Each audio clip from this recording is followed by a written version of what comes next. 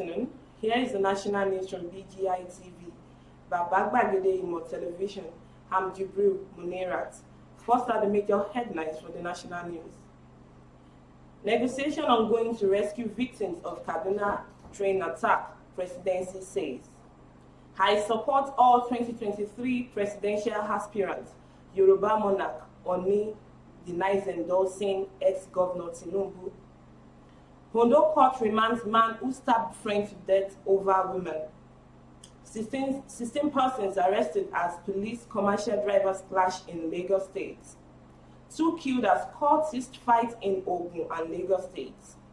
Kidnapped corps member explains how he escaped after bandits fell asleep at night in the forest.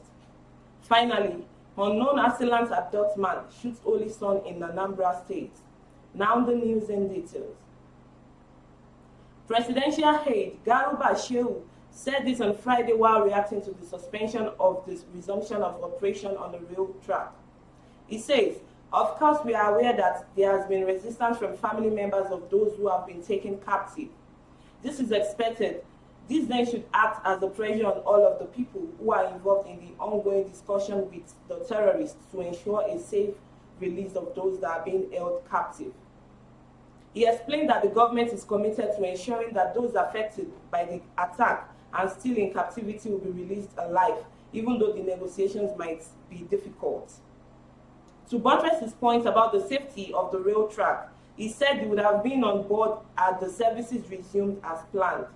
He says, "If the train had resumed, I would have been on the train because I believe that I have received enough assurances from the Ministry of Transportation and Security Services that they are safe." The Oni of Ife, Oba Adeyeye Ogunwusi, has debunked reports claiming he endorsed a presidential aspirant of the All Progressive Congress, APC, and former Lagos State Governor Bola Ahmed Tinubu for the 2023 general elections. The monarch, in an interview with Arise TV, said his office as the Oni of Ife mandated him to support and pray for all aspirants contesting in the 2023 presidential election. He said, "I am a royal father. I accepted this throne as a young individual. God actually brought me to the throne that has been in existence for hundreds of thousands of years. I have to support and pray for all." He, however, advised Nigerians to look beyond ethnic and religious bias and vote for the best candidates. An Ondo Chief Magistrate Court sitting in Akure has ordered the remand of a farm labourer, Moni Danladi, for allegedly stabbing his friend Sunday Babaji to death during a disagreement over her woman. Danladi was said to have committed the offense at Badogun Camp via Odiaye in Okitipupa local government area of the state. He was arraigned before the court on a 1-count charge of murder. The prosecutor, Inspector Nelson Akintimehin, told the court that he committed the offense on May 9, 2022 at about 9 p.m. He was said to have stabbed Sunday, aged 25, with a knife in his chest, leading to his death. According to the prosecution, the offense contravenes Section 319 of the Criminal Code, Cap 37, Volume 2, Laws of Ondo State, 2016. The Lagos State Task Force has arrested 16 persons for obstructing the operation of the team in the Iyanopaja area of the state. The task force chairman, Shola Jejeloye, who said the operatives were in the area to enforce the removal of illegal parking, which causes heavy traffic along the corridor. He said this while featuring on a television program on Friday. He added that the team was met with strict resistance while the windscreens of the operational vehicles were smashed by the drivers. Jejeloye added that those arrested have also been charged to court following the incident.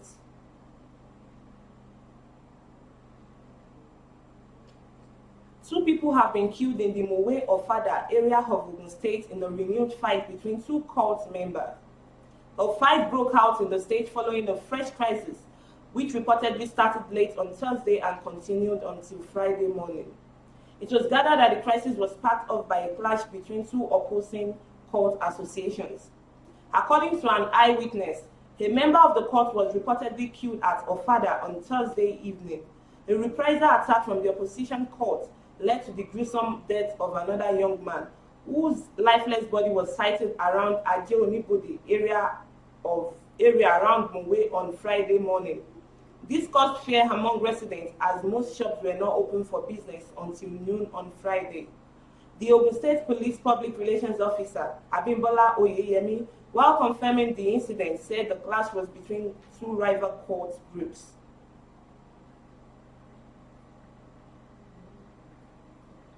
A core member identified as Yiye Telumu Madidi has narrated his experience in the hands of bandits that kidnapped him and others. After he was posted to Zamfara State, Madidi left Benue State and was traveling with other people to Zamfara. A report by Daily Trust revealed that their vehicle was attacked not long after they passed an army checkpoint. The driver fled and the passengers, including Madidi and two fellow core members, were abducted and taken to the forest in Safi, local government area in Zamfara State. Madidi was restless as he kept seeking for a way to flee since it was not safe staying under the captivity of the armed bandits. Then luck came calling. That fateful night, the armed bandit fell into a deep sleep. While it would be seen as an act of miracle, it was also risky to try escaping because if the armed bandits catch any of their captives trying to flee, the person may be killed. So escaping would take a lot of courage because it was a big risk, he added.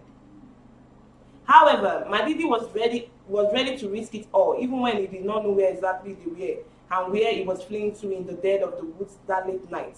He still escaped from his captors. He said he walked all night trying to find his way out of the forest to any residential area. He was fortunate enough to locate a place where people live. He also got to a police station and later took another vehicle to his destination, he says. Finally, Chukwueduku Uzozie, a businessman and former base in Upo, Nnewi South local government area of Anambra, has been abducted by yet-to-be-identified persons. Uzozie's only son was said to have been shot by the assailants who stormed his home in Umuama village, Opo, on Saturday morning and shot into the air severally before forcing themselves into his compound. A family source who pleaded anonymity said Uzozie was taken to an unknown destination and no contact has been made, while the son, who was badly wounded, has been taken to hospital for medical treatment. The source said Uzozie was special advisor to a former chairman of Nnewi South Local Government Council. According to the source, members of St. Andrew's Church, where Uzozie worships, have organized special prayers for his release and for quick recovery of his only son. DSP Tochukwu Nkenga, Police Public Relations Officer in Anambra State, has confirmed the incident, saying a manhunt had been launched for the abductors. That was the news, but before we go, here's a quick recap of the major headlines once again. Negotiations ongoing to rescue victims of Kaduna train attack, Presidency says. I support all 2023 presidential aspirants. Yoruba monarch Oni of Ife denies endorsing ex-Governor Bola Ahmed Tinubu. Ondo court remands man who stabbed friend to death over Wøman. 16 persons arrested as police commercial drivers clash in Lagos State. 2 killed as cultists fight in Ogun and Lagos State. Kidnapped corps member explains how he escaped after bandits fell asleep at night in the forest. Finally, unknown assailants abduct man, shoots only son in Anambra State. Don't forget to follow us on all our social media pages. On Facebook, Gbagede Imo with Alawiye Adebayo. On Instagram, Gbagede Imo _22. On YouTube, Gbagede Imo TV. Kindly click on the red subscribe button, like, comment, and share. For advert placement, please call the number showing on your screen. Thank you for watching. Good afternoon once again. I'm Jibril Munirat.